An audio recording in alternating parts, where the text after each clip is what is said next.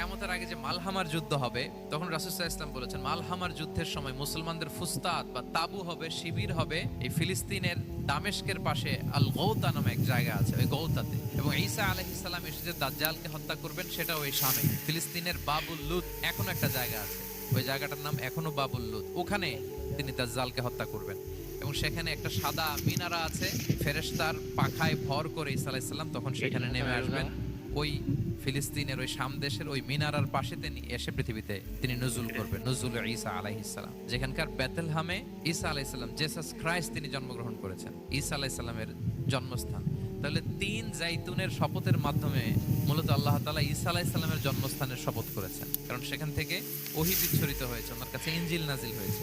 এবং এই শামের মর্যাদার ব্যাপারে অনেক কথা আল্লাহর হাবিব সাল্লাল্লাহু আলাইহি ওয়াসাল্লাম তিনি বলেছেন।